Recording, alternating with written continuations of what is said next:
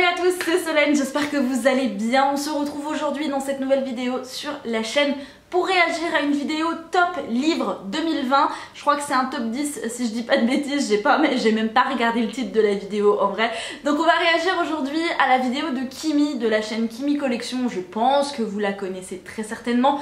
Si c'est pas le cas, je mets évidemment tous les liens de ses réseaux, de sa chaîne en barre d'infos. C'est vraiment une personne absolument adorable, vraiment pétillante, qui est très très drôle, dose de bonne humeur garantie dès que vous allez sur ses réseaux, que ce soit Insta ou sa chaîne.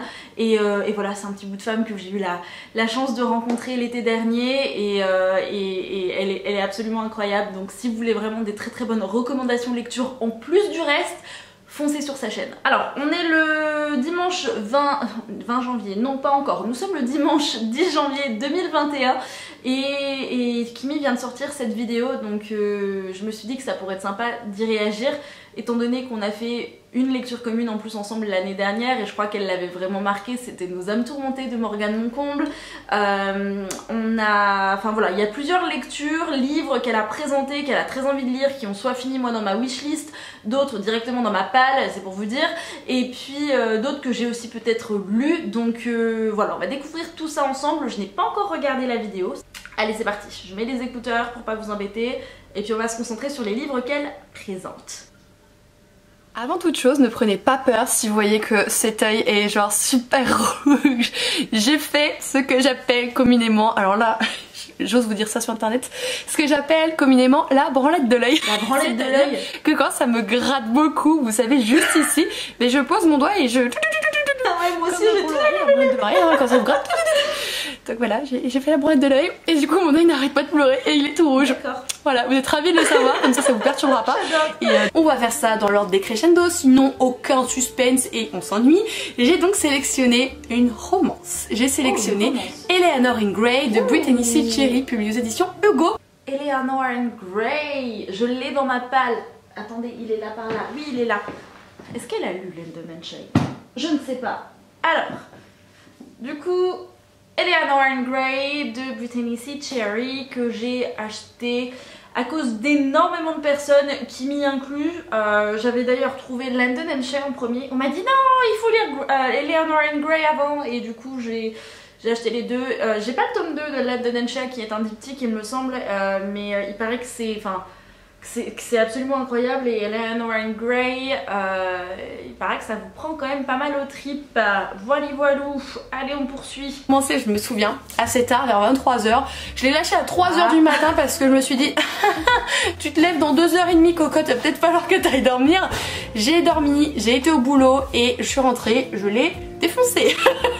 Je n'ai pas bougé de mon canapé jusqu'à ce que je l'ai terminé. Ouais, c'est ça. En fait, Eleanor in Grey va aborder vraiment des thématiques qui vous prennent au trip parce qu'en plus ça touche les enfants, la reconstruction de l'identité quand on perd un proche, quand on perd sa maman, les relations entre les deux personnages principaux qui se sont éloignés, qui se retrouvent, qui ont grandi, qui ont mûri, qui ont vécu chacun des épreuves.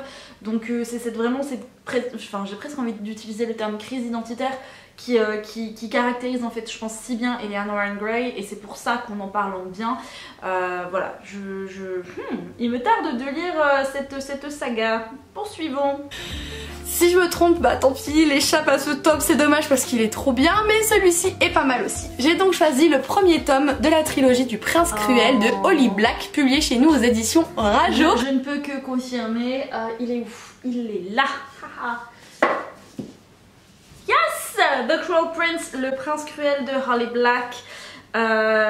Premier tome absolument incroyable. Je vais écouter ce qu'elle en dit. Dont le deuxième tome arrive très bientôt dans ce début d'année 2021. Bientôt en France. Cette histoire était bien. Au début j'ai eu du mal un petit peu, je vous avoue, avec le personnage principal parce que je n'arrivais pas à me mettre à sa place. Alors, je la rejoins complètement, je te rejoins complètement Kimi sur le personnage de Jude qui est assez particulier à cerner, notamment sur la première partie du bouquin, j'ai eu exactement le même ressenti.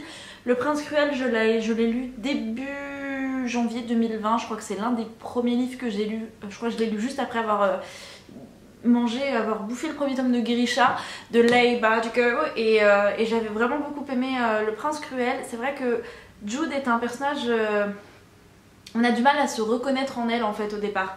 C'est assez particulier. Puisque le plus important pour un lecteur, c'est qu'on arrive vraiment à être de manière immersive dans l'histoire, et pour ce faire, il faut qu'on arrive à se retrouver au travers du protagoniste principal. Et j'ai pas réussi au début. Qu'est-ce qu'elle explique bien? À le faire, ce petit chemin jusqu'à elle. Et au bout d'un moment, j'ai réussi. Et quand j'ai réussi, c'était explosif, ouais. C'était génial. Oui, vous allez me dire, il y a une petite lenteur dans ce roman. C'est normal, il faut poser les conditions, c'est ça. Il faut poser l'univers. Le roman est aussi particulier parce que la première partie est assez lente, parce qu'on découvre vraiment un univers qui est assez complexe, qui est très très bien travaillé par l'autrice. Et la deuxième partie, elle est pleine de rebondissements et de péripéties, et ça va à 2000 à l'heure en fait, donc vous êtes vraiment propulsé dans l'intrigue, et vous avez vraiment du mal à lâcher le bouquin sur la deuxième partie. La première, il faut vraiment se la coltiner parce qu'elle est pas forcément évidente, mais alors après c'est que du bonheur. Je suis trop précis. En 8ème position, j'ai mis le premier tome d'un diptyque, donc je n'ai pas encore terminé la saga. Il s'agit de Dance of Thieves de Mary E. Pearson, publié chez La Martinière Jeunesse. C'est un livre, celui-ci je ne l'ai pas lu, il est dans ma wishlist, il est même pas dans ma palle. Pourquoi? Parce que il y a pas longtemps, il y a pas si longtemps que ça, je crois que ça fait un mois et demi, c'est Nina de la chaîne Nina Quill qui le présentait en fait, enfin qui présentait la série principale sur sa chaîne, parce qu'en fait le diptyque Dance of Thieves de Mary E. Pearson, c'est la suite d'une saga, je crois qu'elle s'appelle The Remnant Chronicles, qui n'est pas parue en français. Le premier tome c'est The Kiss of Deception, le deuxième tome c'est The Heart of Betrayal, et je ne me rappelle plus du titre du tome 3, ou alors le tome 3 c'est The Heart of Betrayal, enfin bref, peu importe, je sais que le premier tome c'est The Kiss of Deception, et en fait indéniablement apparemment cette suite, cette diptyque Dance of Thieves spoil la première trilogie, et moi ça m'embête un peu parce que c'est une saga qui est dans ma wishlist depuis très longtemps. Je crois que ça se compte en termes d'années maintenant, et ouais, je crois que ça fait 2 ans et demi gros facilement qu'elle est dans ma wishlist, et j'ai toujours pas, enfin je l'ai toujours pas achetée alors qu'elle me fait très envie. Il y a énormément d'engouement sur Dance of Thieves, et du coup le deuxième tome, je crois que c'est Vow of Thieves si je dis pas de bêtises, et je pense que du coup je la lirai en VO cette saga, mais il faut déjà que je lise la première trilogie. Mais je sais que c'est une saga que Kimi a surkiffé, elle n'a fait que d'en parler, et je crois que c'est la romance qu'elle a beaucoup aimé en plus de l'univers fantasy. C'est un récit de fantasy avec une bonne romance à l'intérieur, puisque on va suivre les aventures de Kazé. Kazé appartient à l'élite de la garde de la reine, et elle est envoyée au Guet de Thor pour essayer de retrouver un fugitif, une personne qui a commis des crimes absolument horribles. Sauf que arrivée là-bas, rien ne va pas se passer comme prévu, pardon, et elle va être enlevée par des personnes, et elle va être enlevée en plus avec un certain Jace Ballinger. Cette personne ça a est l'air très d'être importante vraiment riche en péripéties, et en même temps en action, qu'elle arrive à s'en faire son amie pour qu'elle puisse essayer de s'insinuer dans les petites affaires et retrouver le fameux fugitif dont elle est sûre. Il le planque, c'est pas possible, sinon elle aurait déjà mis la main dessus. Alors la romance dans la fantasy, je pense que ça dépend vraiment comment c'est amené. Est-ce que ici il s'agit, alors j'en ai aucune idée, est-ce que ici il s'agit d'un enemies to lovers ou pas du tout, enfin ça dépend vraiment le schéma narratif qui est mis en place pour la romance. Ça peut très bien apporter à l'histoire, ou alors ça peut faire un flop total. Là Kimi a l'air quand même de dire que c'est presque essentiel, j'ai envie de dire, et si vous n'aimez pas la romance, vous passez votre chemin. Comment vous dire que ça me donne 4 fois plus envie, 10 fois plus envie de découvrir cette saga. Et j'ai particulièrement aimé. Voilà, j'ai du coup acheté le tome 2 dès sa sortie, qui vaut au Fizz et qui est toujours dans ma pile à lire. Bravo Kimi, le tome 2 qui est toujours dans ta palle. J'ai découvert The Saga, qu'à chaque fois que je vous présente un tome, vous êtes là, mais c'est trop bien Kimi, continue de lire des Gardiens des Cités Perdues. Gardiens des Cités Perdues, wouhou, il est là. Alors moi je l'ai en version poche, je l'ai pas en version grand format, pour la simple et bonne raison, je crois que je vous l'avais expliqué, c'est que j'ai découvert cette saga quand j'ai été malade, quand j'ai eu la Covid, et elle est tombée à point nommé, et j'avais les 2 premiers tomes dans ma palle. J'ai dû acheter Ouais, j'ai dû acheter les 2 tomes juste avant d'aller, ouais, je crois 2 jours avant d'aller chez le médecin, qui m'a dit bon, on va quand même vous faire dépister, sait-on jamais. Alors qu'on pensait que j'avais une angine et on s'est dit oh, c'est une angine virale, on va quand même pas prendre le risque. C'est jamais avec la Covid qui traîne, et en fait il s'avérait que c'était la Covid et c'était pas une angine. Ouais, les Gardiens de Cité Perdue c'est trop bien. Donc j'ai lu les 2 premiers tomes, j'ai commencé le tome 3 que j'ai mis en pause parce que c'est pas bien, je sais, mais j'ai sauté sur le livre que je suis en train de lire actuellement, qui vient de sortir en français, c'est Les Voleurs de Fumée. C'est de Sally Green et il est trop bien, donc je reprendrai ma lecture du tome 3 des Gardiens de Cité Perdue juste après. J'ai acheté le tome 4 très récemment, donc vous le verrez dans le prochain book haul, mais oh my goodness, cette saga est absolument incroyable et je comprends tout l'engouement qu'il y a autour de cette série quoi. C'est publié aux éditions Lumen et c'est écrit par Shannon Messenger. Je l'ai lu parce que sinon j'allais dire Samantha Shannon. Je fais toujours un mix match entre l'autrice du Prieuré de l'Oranger. Ouais. Alors moi aussi je mélange toujours Samantha Shannon qui est l'autrice du Prieuré de l'Oranger et de The Bone Season si je dis pas de bêtises, oui c'est ça, et Shannon Messenger qui est l'autrice du coup des Gardiens de Cité Perdue. Je suis ravie de savoir que je suis pas la seule à me planter. Mon cerveau ça ne veut pas se mettre vraiment correctement. J'arriverai à clarifier le truc un jour, je l'espère. J'ai donc découvert les 2 premiers tomes durant premier confinement. Voilà, premier confinement. Et j'ai adoré et j'étais en détresse de ne pas pouvoir me procurer la suite pendant le confinement. Du coup, je me rappelle, j'avais pris sur mon smartphone directement des notes de tout ce qui se passait à chaque chapitre. Je peux vous dire que c'est le résumé spoilant le plus complet que j'ai jamais vu de ma vie. Parce qu'à chaque fois que je lisais un chapitre, je m'arrêtais et je prenais des notes. T'as pris des notes à chaque chapitre pendant tes lectures. Waouh, waouh, waouh. Waouh. C'est vrai que ce qui me fait un petit peu flipouille, je vous l'avoue, c'est le fait qu'à chaque fois j'entende que plus on avance dans l'histoire et finalement moins elle est bien, moins il se passe de choses, plus le rythme devient lent, etc. etc. Alors ça c'est pas pour me rassurer. Ah, j'avais pas du tout entendu parler de ça, moi, concernant Gardiens des Cités Perdues, comme quoi plus on avançait dans la saga, plus c'était lent, plus ça perdait en action, etc.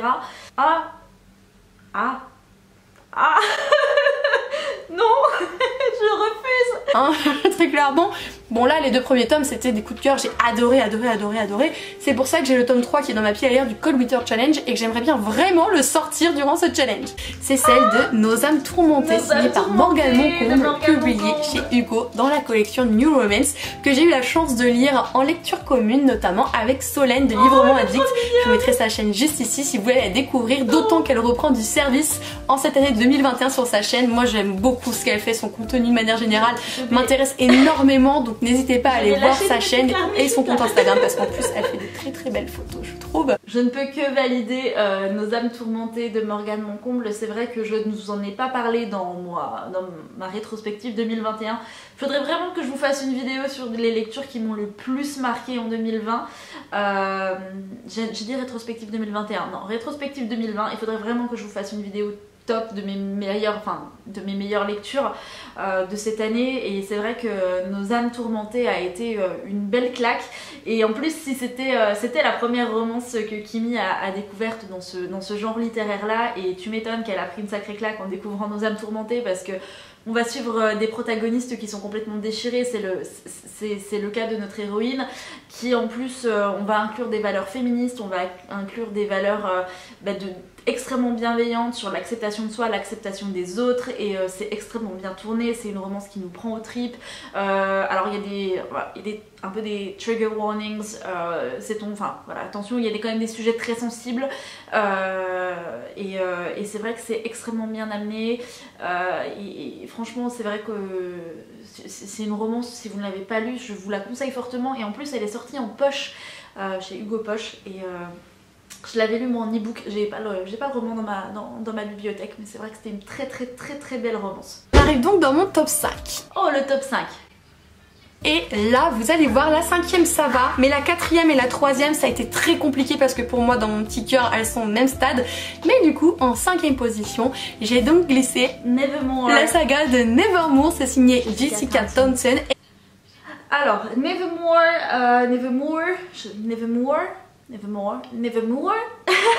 ok. Nevermore de Jessica Townsend, je l'ai lu en lecture commune moi avec Jess, donc des passions de Jess sur YouTube et sur Insta.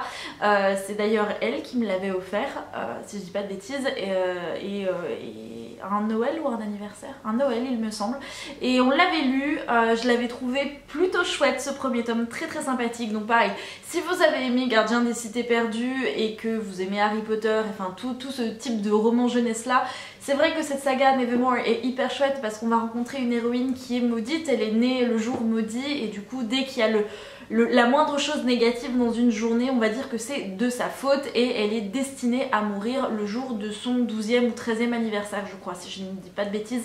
Je l'ai lu il y a plus d'1 an ce bouquin, donc autant vous dire que ça remonte un petit peu, et je n'ai pas lu la suite, je n'ai jamais lu la suite, et je ne sais pas si je la lirai. Autant j'ai adoré le premier tome, mais j'ai très rapidement compris de quoi il en retournait, et qui était en fait notre héroïne. Je ne me rappelle plus de son prénom, c'est pour vous dire, mais par contre j'ai complètement surkiffé le côté complètement, ça fait deux complètement en l'espace de 3 secondes, mais j'ai vraiment surkiffé le côté déjanté des autres protagonistes et de l'univers dans lequel on va évoluer, et ça c'est...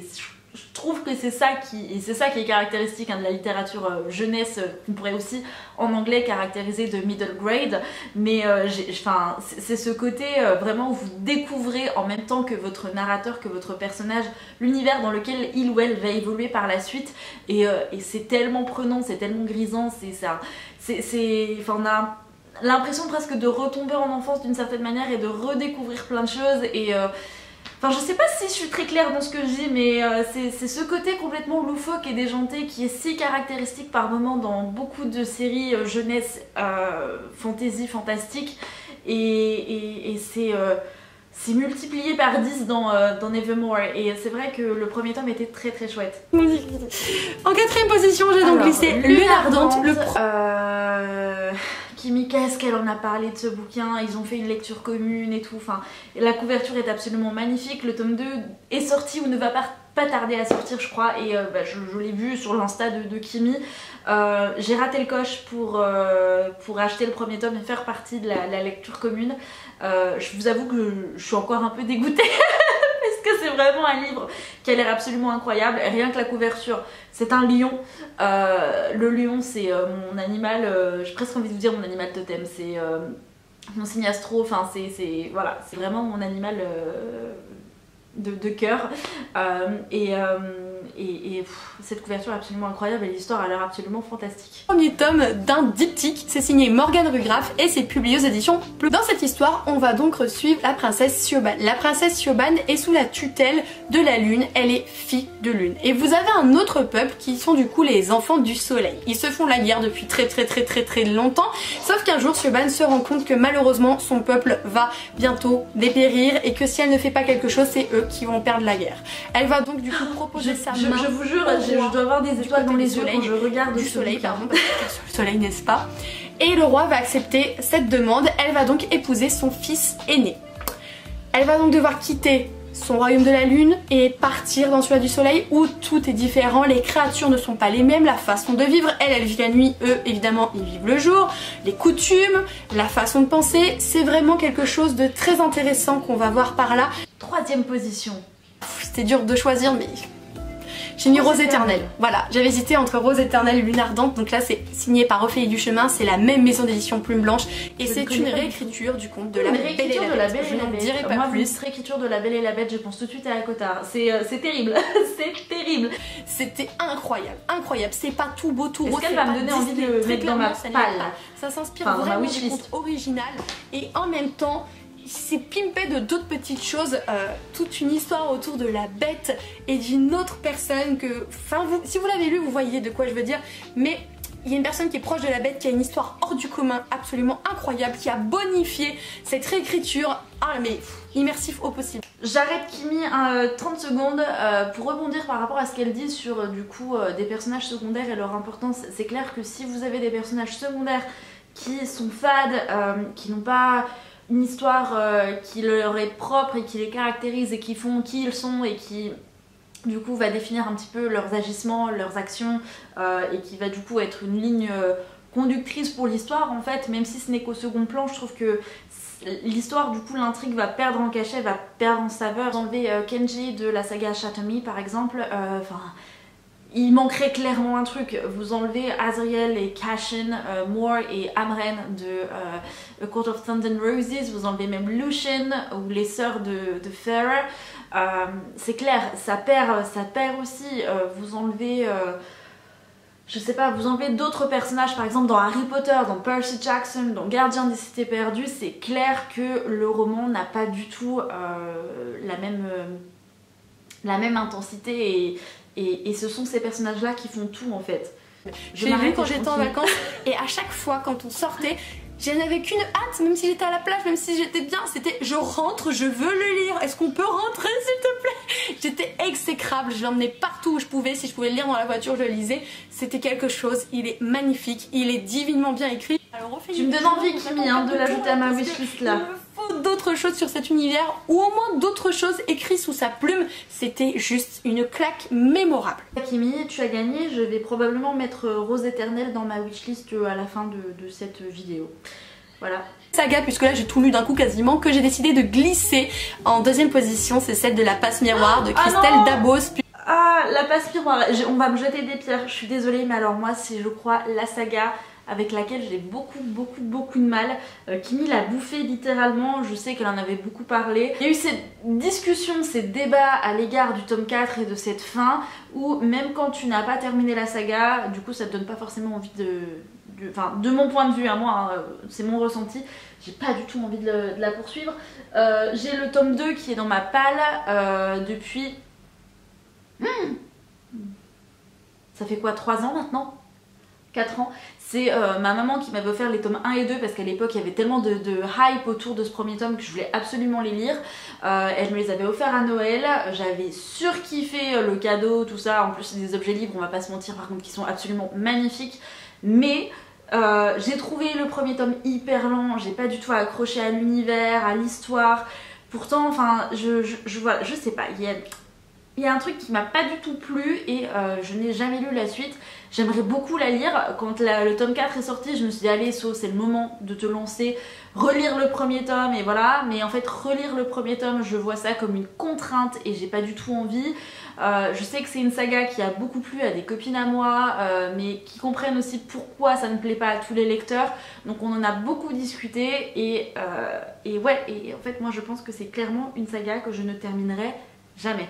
On arrive au premier, je suis en train de me dire qu'elle n'a pas encore parlé du faiseur de rêves.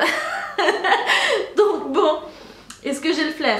Bon, vous en avez déjà parlé beaucoup de fois cette année, mais oui, je l'ai lu cette année, que ce soit le premier ou le deuxième tome. En réalité, le premier tome, il a fait le pont entre 2019 et 2020, mais je l'ai terminé en 2020, donc ça passe. Je vous parle évidemment de la saga du faiseur de rêves de Laini Taylor, publiée aux éditions Lumen. C'est un diptyque absolument incroyable de la fantaisie orientale qui m'a marqué, bouleversé, retourné le cerveau. J'en parlais à tout va, mes amis. Je lisais un chapitre et je les harcelais pour leur dire combien c'était bien, combien c'était incroyable. J'étais vraiment une enfant passage avec ce livre. Ok, du coup, je fais pause.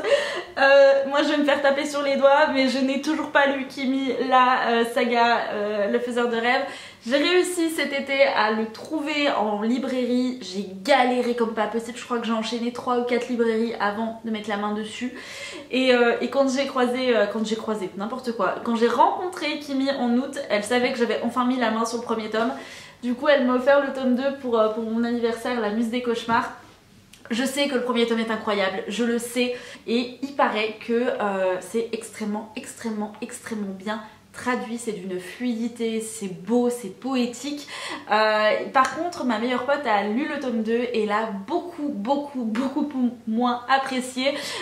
Et je sais qu'avec Léa, on a exactement les mêmes goûts en termes littéraires, en termes de lecture. On va accrocher exactement sur les mêmes choses, ce sont les mêmes points qui vont nous déranger. Enfin, de ce côté-là, on est quand même, on est des clones, et c'en est presque flippant d'ailleurs parfois. Mais c'est peut-être pour ça que j'ai pas encore sorti la saga, parce que je sais que je vais vouloir lire le tome 2 tout de suite après. On n'a pas arrêté de me dire, si t'as quand tu commences le tome 1, il faut que tu aies le tome 2 dans ta palle Solène, parce que tu vas vouloir tout de suite enchaîné avec le tome 2. Ma meilleure pote, ça a été pareil pour elle, sauf qu'elle a beaucoup moins accroché avec ce second tome. Alors ça va être mon objectif de l'année 2021, Kimi, lire la saga du Faiseur de rêves. Je te le promets, je la lirai cette année. On va quand même terminer cette vidéo, je vais écouter ce qu'elle dit concernant le Faiseur de rêves, même si je me doute. A saoulé tout le monde, même ceux qui lisaient pas. J'avais toujours la tête dans les nuages, on me disait mais Kim ça va? Ouais je suis en train de penser à Laszlo, il devrait peut-être faire ça, mais j'étais... Ouais c'est ça, en fait le Faiseur de rêves c'est pour Kimi ce que Akotar représente pour moi, donc autant vous dire que en termes de level on est là-haut.